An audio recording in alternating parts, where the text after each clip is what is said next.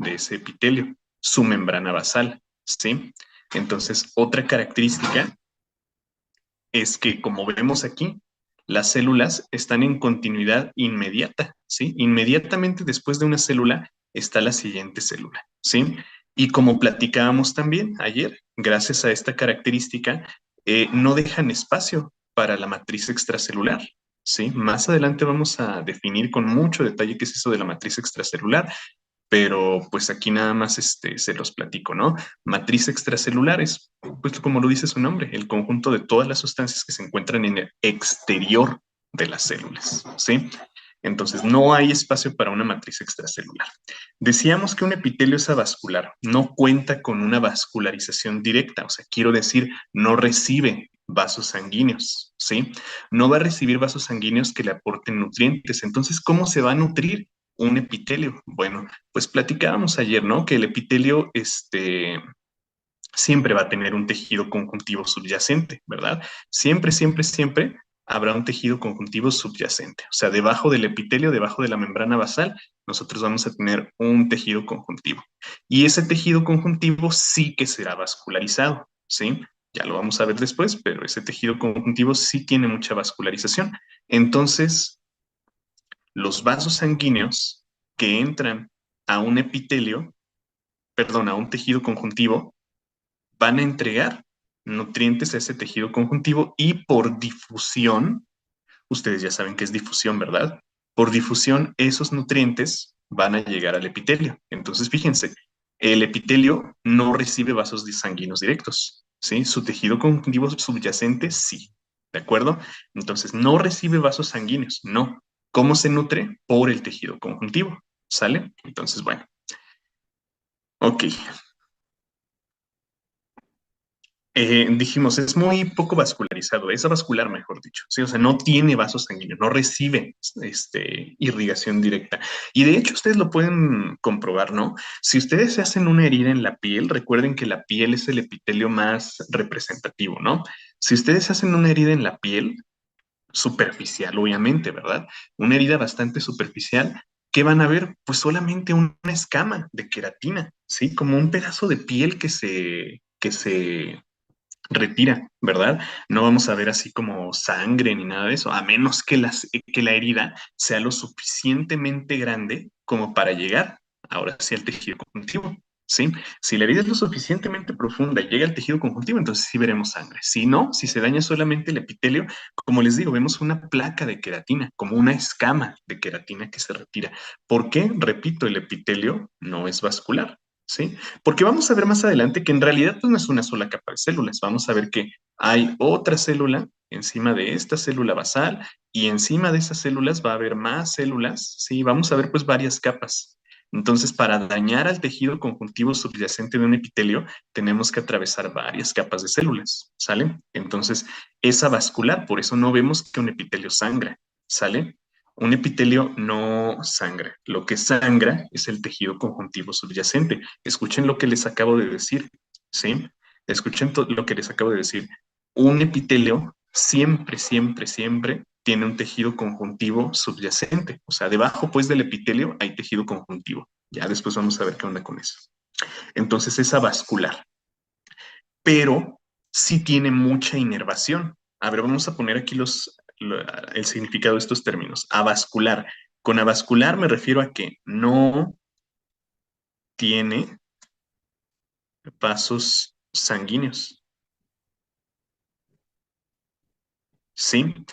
Y inervación se refiere a que recibe nervios, entonces tiene una alta inervación, recibe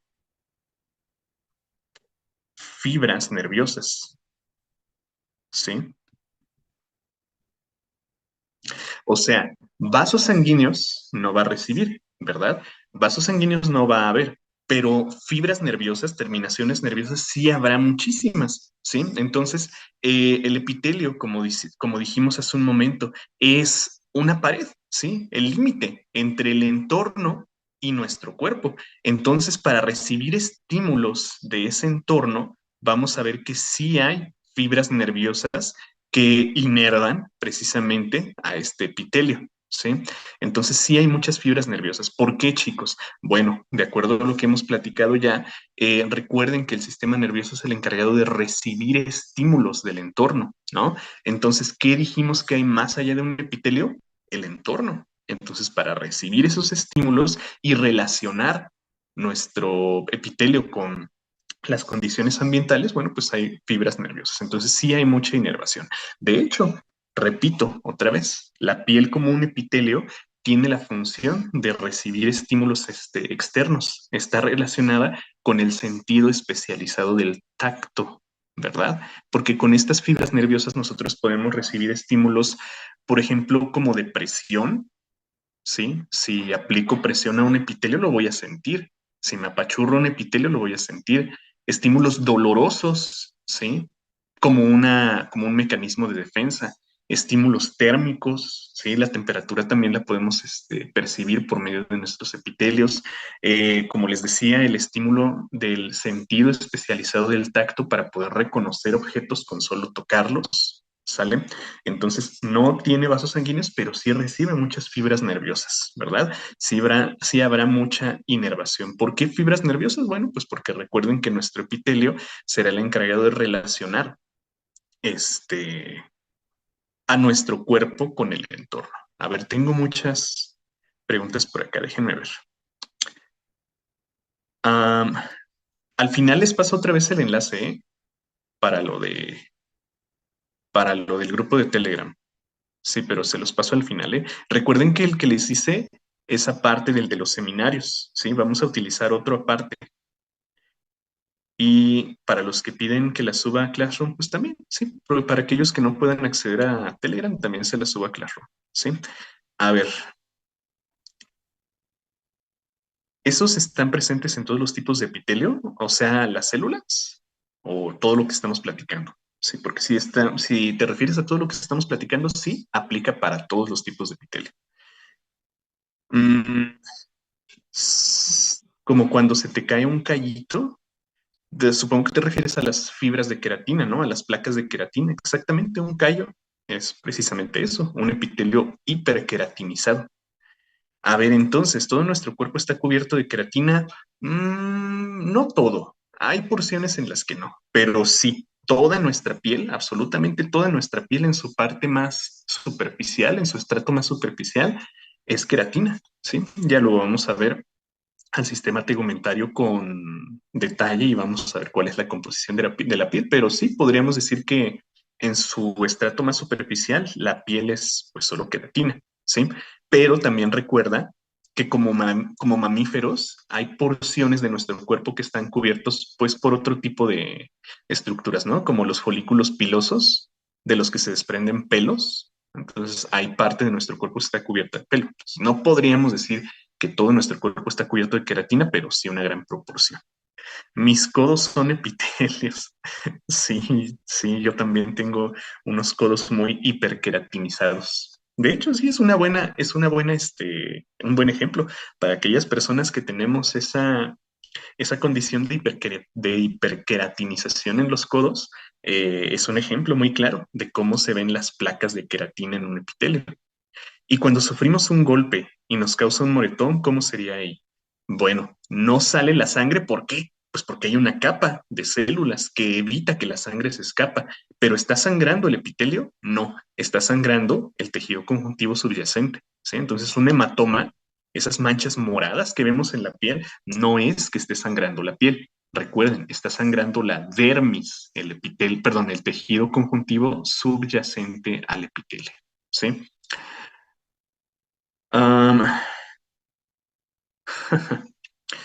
ya me, gracias a los que me mandaron flores amarillas por el chat, qué románticos. Por eso las quemaduras de segundo grado duelen tanto, sí, porque un epitelio ya de por sí, o sea, la piel otra vez, como epitelio, está súper inervadísima, recibe muchas fibras nerviosas. Entonces, una quemadura, una lesión de ese tipo, pues sí, será dolorosísima. Pero sí, por eso duelen tanto, porque muchas fibras nerviosas, muchas terminaciones nerviosas. Por eso, cuando nos salen callos, es un mecanismo de defensa, exactamente. La hiperqueratinización de una estructura es, eso, un mecanismo de defensa. Por ejemplo, los que hacen pesas, los que levantan pesas, ¿no? ¿A poco no ven en sus manos por ahí callos debajo de sus dedos a nivel de los metacarpianos, ¿verdad? ¿Para qué? Pues precisamente para proteger a esa estructura que está más sometida a la presión, ¿sí? Eh, los callos provocados por la guitarra también, lo mismo, se adaptan esas estructuras a una presión, ¿sí? Todos le preguntan por el epitelio, pero, pero nadie le pregunta cómo está y si ya comió. Pues ya comí. ¿Cómo estoy? Pues ahí la llevo. Hasta abrir el epitelio sale la sangre. Exactamente, tendríamos que atravesar a esta barrera de células, o sea, tendríamos que quitar a esta barrera de células, ¿sí? Para que entonces sí pudiera escapar la sangre, ¿sí? Mientras esté esa barrera de células, la sangre se queda en su lugar, ¿sí? Por eso les decía, si nos hacemos una herida muy superficial, pues pues no vamos a ver sangre. Si ya llega hacia el tejido conjuntivo, sí sangrará. El epitelio es como cuando puedes en tus dedos pasar una aguja, ándale, ajá, sobre la pielecita, sí, sí, exactamente, eso sería el epitelio, ¿no? Como cuando pasas por apenas la superficie de la piel una aguja, ¿no? Pero bueno, este, mm, mm, mm, mm, cuando nos pica un mosquito atraviesa el epitelio, muy probablemente sí. Pero bueno, vamos a seguir, chicos. Tienen muchas dudas, muchas preguntas, pero si me pongo aquí a responderlas todas, no vamos a avanzar nunca. ¿Sí? Ya más adelante nos tomamos un tiempito. Bueno, vamos al siguiente punto. Presentan polaridad. Con esto de polaridad no me refiero a que tengan un polo positivo y un polo negativo, ¿sí? No me refiero a polos eléctricos. Me refiero a que tienen regiones, ¿sí? Y es algo que voy a estar platicando mucho más adelante, así que quiero que lo tengan bien presente. Con polaridad me refiero a que una célula tiene un polo o una región apical, ¿sí? Un polo o una región apical, a esto también se le llama polo, o un polo o una región basal, ¿sí? Entonces, más adelante, cuando veamos cierto tipo de células, me van a escuchar decir, pues en su polo apical, esta célula desarrolla especializaciones de membrana. Entonces, ¿a qué me refiero con apical? Al ápice de la célula, a la cima de esta célula, a la parte de la célula, pues, que está más alejada de la membrana basal. Recuerdan, ¿verdad? Que esto se llama membrana basal, ¿verdad? Entonces, ¿qué es eso del polo apical o la región apical? Es la parte más alejada de la membrana basal, el ápice de la célula, la cima de nuestra célula. Y la región basal, bueno, pues la que está en contacto con la membrana basal, ¿sí? Entonces, con eso de polaridad, pues me refiero a esto, ¿no? Que tiene dos regiones, una región apical y una región basal. Puede formar glándulas, pues esto ya se los había platicado, ¿no? A veces nuestros epitelios, otra vez vamos a hablar de la piel, ¿sí? Nuestros epitelios llegan a invaginarse, ¿sí? Recuerden que una invaginación es como introducirse al epitelio, ¿sí? Meterse para adentro, pues, dirían por ahí. Entonces, en estas invaginaciones epiteliales podemos ver que las células que rodean esta invaginación se especializan en la síntesis de sustancias, ¿verdad? Y van a estar secretando esas sustancias. Piensen, por ejemplo, en las glándulas sebáceas que encontramos en toda nuestra piel. Ya ven que cuando vimos a las biomoléculas, platicábamos que hay cierto tipo de lípidos, los séridos, que protegen, que aíslan, mejor dicho, ¿no? Alguna estructura. Entonces, la piel, como un epitelio, también tiene por ahí un mecanismo de aislamiento que son pues, precisamente esos séridos, ¿no? Entonces, nosotros tenemos una capa de séridos, una capa de sebo, ¿sí? Que recubre toda nuestra piel, con excepción, pues, de las plantas de las manos, las, las plantas de los pies, perdón, las palmas de las manos, los párpados, ¿sí? Entonces, tenemos esta capa de sebo, ¿no? Que nos aísla. Además del epitelio, por ahí hay también ciertos lípidos que aíslan a esta estructura o a alguna estructura anatómica de su entorno. Las glándulas sudoríparas también, que van a estar excretando algunas sustancias y que van a estar regulando también la cantidad de líquidos y hasta la temperatura corporal, ¿sí? pues puede formar glándulas. Se puede invaginar este tejido y formar una glándula. ¿Sí? Y tiene una o más capas. Es lo que les decía hace un momento. Ya ven que les decía, este epitelio, pues aquí vemos una sola capa de células, ¿no? Pero no es una sola capa. Puede haber muchísimas, muchísimas células sobrepuestas una sobre otra, ¿no? Y eso es algo que caracteriza a los epitelios. A los epitelios, de hecho, los podemos clasificar de acuerdo a la cantidad de capas de células que los forman. Hay epitelios que sí están formados por una sola capa, ¿sí? Hay otros que tienen más, dependiendo de la función de ese epitelio, ¿no? Entonces vamos a ver que esto de las capas es de hecho base para una clasificación. Y bueno, chicos, yo creo que ya con todas estas características se va entendiendo un poquito más qué onda con el tejido epitelial, ¿no? Y podemos incluso nosotros mismos deducir las funciones de un epitelio. Yo creo que la que más pueden destacar hasta ahorita es esta, ¿no? Proteger estructuras anatómicas. Lo que platicábamos ayer, pues servir como una barrera que va a aislar alguna estructura del entorno.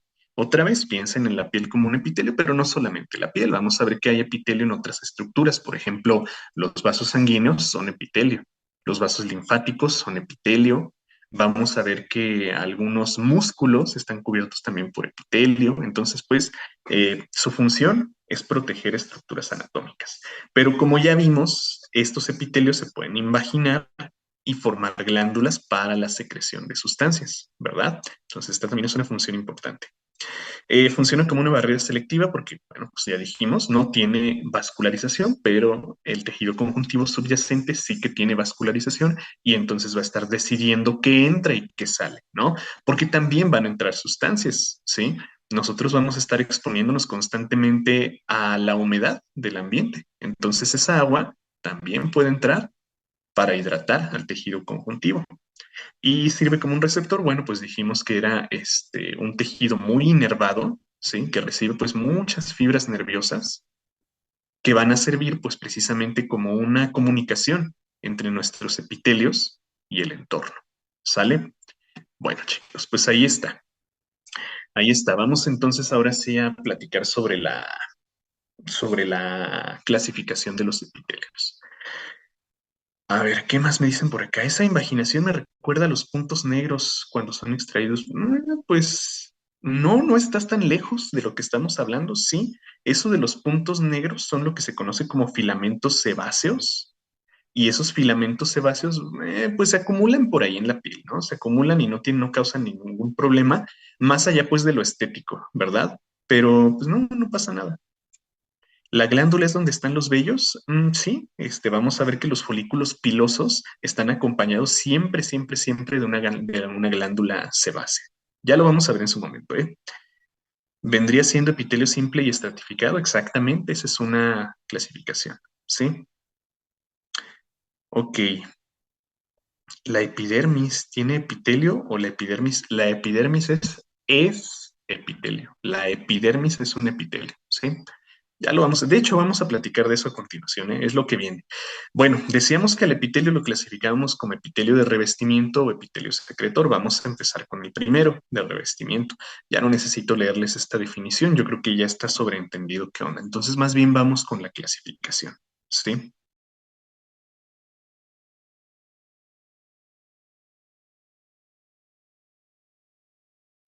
Ok, entonces, fíjense que tenemos dos criterios con los que nosotros podemos clasificar un epitelio. A los epitelios los podemos clasificar de acuerdo a la morfología de sus células y también a las capas que formen, ¿sí? Recuerden que con morfología nos referimos a la forma de las células, ¿sí? Entonces clasificamos a un epitelio de acuerdo a la forma que tienen las células, pero también de acuerdo a su disposición. Y vamos a ver que la forma de una célula de hecho define la función de ese epitelio. Sí, ahorita vamos a ir viendo qué onda con la morfología, pero pues vamos a ver que, como les digo, que la morfología está directamente relacionada con la función del epitelio. Y bueno, de acuerdo a su morfología, vemos que las células pueden ser planas, cúbicas o cilíndricas. En un momento les platico al respecto, ¿sí? Pero entonces podemos ver que un epitelio puede ser epitelio escamoso o plano, epitelio cúbico o epitelio cilíndrico. Fácil, chicos, ¿sí? Simple. Puede haber epitelio escamoso o plano, epitelio cúbico o epitelio cilíndrico. Ok, bueno. Entonces, de acuerdo a las capas que forma esta célula, ya me lo decían hace un momento, epitelio simple o epitelio estratificado, ¿sí? Luego también me voy a referir a esto como epitelio monoestratificado o epitelio también poliestratificado.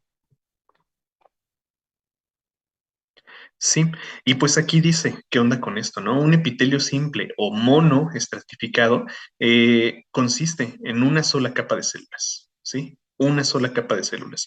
Y un epitelio poliestratificado va a consistir en dos o más capas de células, ¿sí? Entonces, un epitelio simple puede ser epitelio escamoso simple, si las células son escamosas o planas, pues cúbico simple o cilíndrico simple, ¿sí? Y también podemos tener a los estratificados con estas tres morfologías, ¿sale? Ahorita los vamos a ir viendo uno por uno, ¿sí? Entonces pueden ser simples, escamosos, cúbicos o cilíndricos, o estratificados, escamosos, cúbicos o cilíndricos, ¿sí? Vean cómo pues combinamos a la morfología de las células con las capas que forman. Y por ahí hay algunos criterios, algunas categorías que no caben en estas dos, ¿sí? O sea, hay epitelios en los que a las células yo no las puedo clasificar como escamosas, cúbicas o cilíndricas, o no puedo decir que tienen una o dos capas, ¿sí? Entonces ahí tenemos otras dos clasificaciones, que son los epitelios pseudoestratificados y los epitelios transicionales. Ya al final les explico qué onda con esos, ¿sí? Pero estas son dos categorías en las que hay, en los que algunos epitelios, pues, no pueden ser clasificados acá de esta forma. ¿Sale? Bueno, pues vamos a hablar primero de la morfología de las células. A ver, ¿la dermis también es epitelio? No, la dermis sería más bien tejido conjuntivo, ¿sí? Ya lo vamos a platicar más adelante. Bueno, vamos a empezar pues con los epitelios simples o monoestratificados. ¿Qué dijimos de los epitelios monoestratificados? Que están formados por una sola capa de células. Y voy a aprovechar esto para platicar de la morfología de las células, ¿sí? Dijimos que podemos tener tres morfologías. Fácil, chicos, tres morfologías. Células planas, cúbicas o cilíndricas. Y yo creo que aquí está bastante clara cuál es la diferencia entre una, pero vamos a platicarla para que quede bien claro, ¿sí? Tenemos células en las que predomina un eje, ¿sí? Por ejemplo, aquí miren, en esta célula predomina el eje transversal. ¿Y cómo sé que está predominando el eje transversal si esta que está acá también es así de alargada? Bueno, pues porque vemos que ese eje predominante está en contacto con la membrana basal, ¿sí? Recuerden que un epitelio siempre va a estar pegado a una membrana basal, ¿sí? Entonces vemos que ese eje transversal, ese eje horizontal, predomina en una célula plana. Es alargada, pues, sí, es alargada, pero ese eje se alarga en el plano transversal, en el plano horizontal, pues, ¿sí? Ahora, las células cúbicas. Fíjense que en una célula cúbica, pues más o menos son proporcionales los dos ejes, tanto el transversal como el longitudinal, ¿no? Más o menos son proporcionales los dos, entonces son como un cuadrado. Por eso les llamamos cúbicas, porque obviamente pues no son células en dos dimensiones nada más, ¿verdad? Entonces podemos pensar que en una célula cúbica el eje transversal y el longitudinal, ambos son más o menos proporcionales, ¿sí? Y en una célula cilíndrica, pues también vamos a ver que esta célula es más alargada. Pero fíjense la superficie de contacto entre la célula y la membrana basal. ¿Sí? Aquí es limitada, poquitito, mientras que acá es pues, casi toda la célula, ¿verdad? Entonces aquí lo que vemos es que predomina el eje longitudinal con respecto al transversal, ¿sí? Entonces, pues así podemos clasificar a nuestras células como planas, cúbicas o cilíndricas, ¿sí? Planas, aquellas en las que predomina, bueno, se los voy a anotar para que no se nos olvide. Células planas. Predomina el eje transversal, ¿sí? En las células cilíndricas predomina el eje longitudinal. Y en las cúbicas, ambos ejes, oye, en la célula cúbica, ambos ejes son proporcionales. ¿Sale? Entonces, de esta manera nosotros podemos clasificar a nuestras células como planas, cúbicas o cilíndricas. ¿Sale? ¿Cómo se llama el eje del cúbico? Estamos hablando nada más de dos, ¿eh? A ver, aquí son solo dos. ¿Sale? Y pues a este que es vertical le llamamos longitudinal. Y a este que es horizontal le llamamos transversal. ¿Sí? Entonces, en las cúbicas no es que tengan uno, es que, como les decía, ambos son proporcionales. ¿Cuáles? El longitudinal y el transversal. Son pues como cuadraditos, ¿sale? Ok, se siente fácil el tema. ¿En qué parte se pondrá difícil?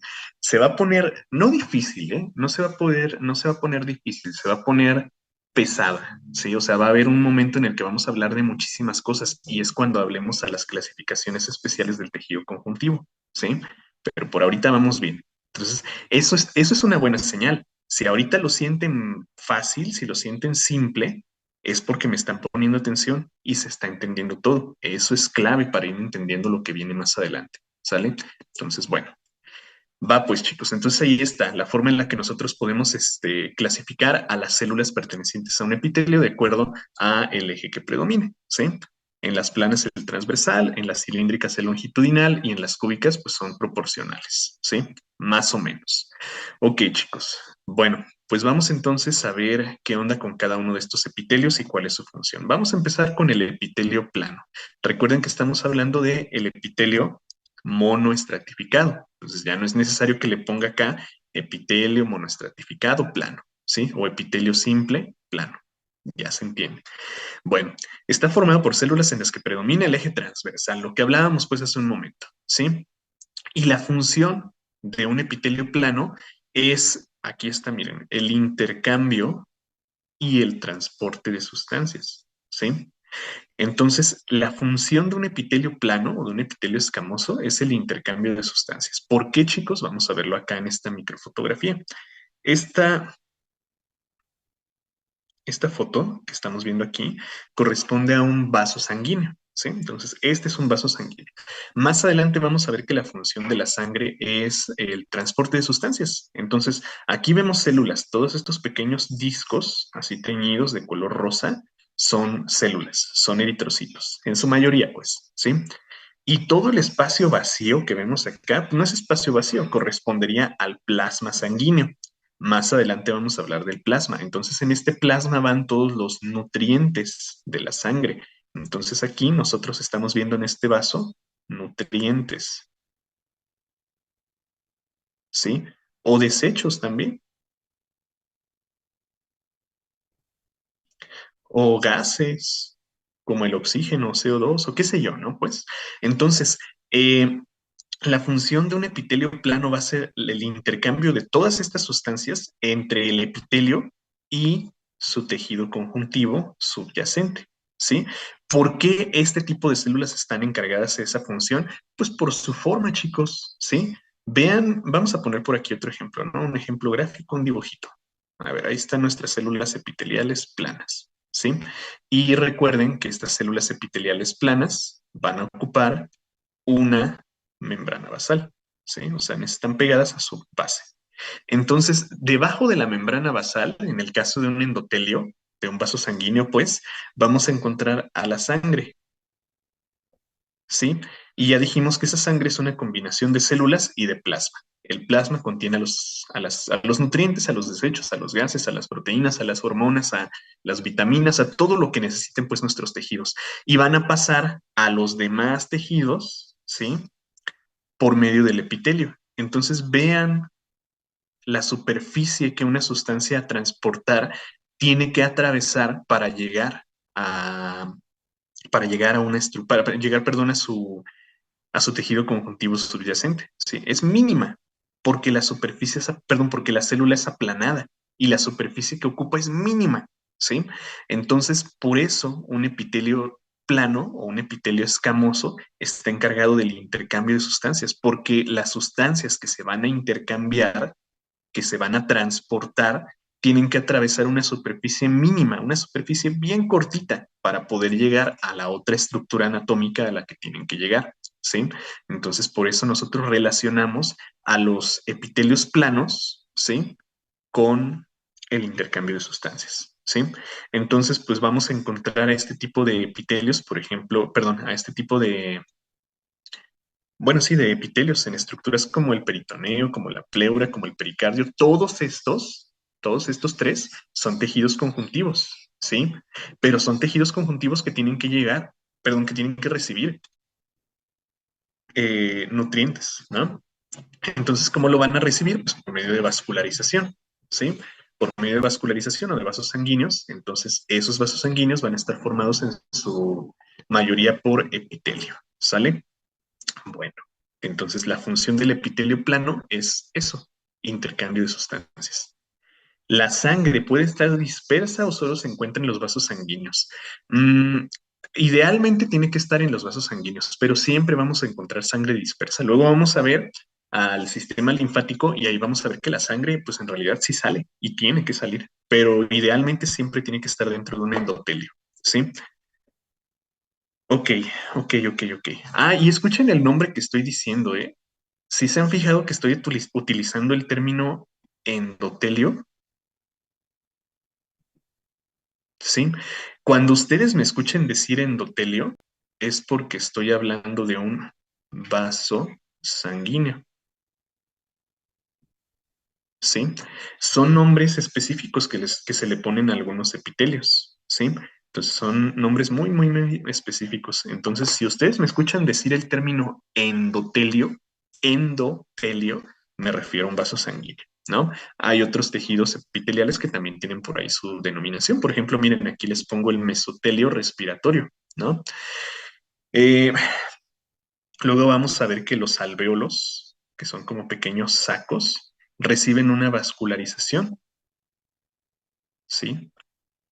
Y su función va a ser el intercambio de gases, oxígeno que entra del entorno y pasa a los vasos sanguíneos y CO2 que sale hacia el entorno. Entonces, ¿qué estamos haciendo aquí? Intercambiando, intercambiando dos gases entre los vasos sanguíneos y otra estructura, que es el alvéolo. Entonces vamos a ver que el alvéolo está formado también por un epitelio escamoso simple, ¿sí? Que se denomina mesotelio. Entonces les repito, hay epitelios que toman denominaciones específicas de acuerdo a la estructura de la que formen parte, ¿sí? Entonces, si ustedes me escuchan decir endotelio, estoy hablando de un vaso sanguíneo. Si digo mesotelio, estoy hablando de las vías respiratorias. Si digo urotelio, estoy hablando de las vías urinarias, ¿sí? Entonces, ya se entiende, pues, que el epitelio escamoso o el epitelio plano, monoestratificado, tiene la función de intercambiar sustancias. ¿Por qué? Porque la superficie que tienen que tienen que intercambiarse entre un vaso sanguíneo, por ejemplo, y su tejido conjuntivo es mínima, ¿sí? Porque las células son planitas, chiquititas, ¿sale? Ok, vamos ahora con el epitelio cúbico. En el epitelio cúbico vamos a ver que predominan dos ejes, ¿no? Ya habíamos platicado que predominan el transversal y el longitudinal. Son más o menos, pues, parejitas, ¿sí? Más o menos parejas. Y pues como son células más voluminosas, más chonchitas, por así decirlo, miren que su función es proteger una estructura anatómica. Entonces, el epitelio cúbico nosotros lo vamos a encontrar presente más bien en estructuras anatómicas simples, perdón, frágiles, ¿sí? Estructuras anatómicas frágiles. Entonces, esa, perdón, la función de los epitelios cúbicos se reduce a eso, a la protección de estructuras anatómicas. ¿Por qué? Porque son un poquito más, más voluminosas, ¿sí? Algo importante sobre estas células cúbicas es que pueden desarrollar especializaciones de membrana, ¿sí? Especializaciones que sirven para diferentes funciones, pero no son muy comunes en las células cúbicas, ¿sí? Las encontramos más bien en las células del epitelio cilíndrico, ¿sí? A ver, espérenme poquito, ¿eh?